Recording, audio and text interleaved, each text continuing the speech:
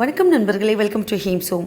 இன்றைக்கி நம்ம ரொம்பவே சுலபமாக பண்ணக்கூடிய ஒரு வெரைட்டி ரைஸ் ரெசிபி தான் பார்க்க போகிறோம். Coconut milk pulao.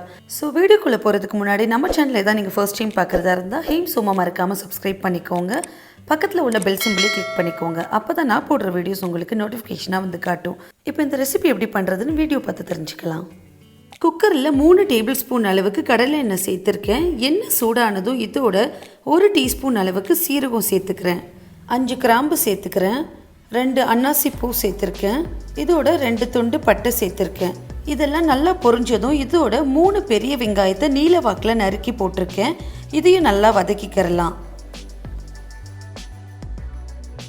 வெங்காய கலர் சேஞ்ச் ஆனதும் இதோட 5 பச்சை மிளகாவை கீறி போட்டிருக்கேன். இதையும் நல்லா வதக்கிக்கிறலாம்.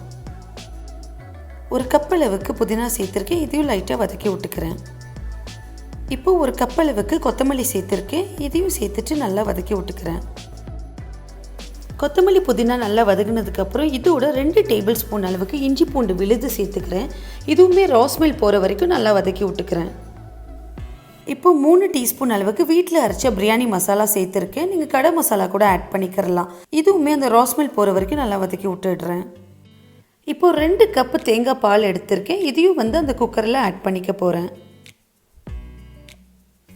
இப்போ தேவையான அளவு உப்பு சேர்த்து இதை நல்லா மிக்ஸ் பண்ணி விட்டுடுறேன். இந்த புலாவ் செய்கிறதுக்கு இன்றைக்கி நான் 1.5 கப் பாஸ்மதி ரைஸ் எடுத்திருக்கேன். இந்த ரைஸை குக் பண்ணுறதுக்கு அரை மணி நேரத்துக்கு முன்னாடியே தண்ணியில் ஊற வச்சுருக்கேன். இப்போ தண்ணி இல்லாமல் ஃபில்ட்ரு பண்ணி வச்சுருக்கேன்.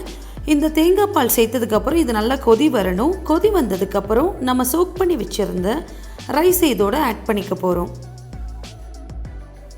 ரைஸ் ஆட் பண்ணதுக்கப்புறம் இதை லேசாக கிளறி விடுங்க. ரைஸ் உடையாமல் இதை ஒரு 1-2 நிமிஷம் நல்லா ஃபுல் ஃப்ளேமில் பாயில் பண்ணலாம்.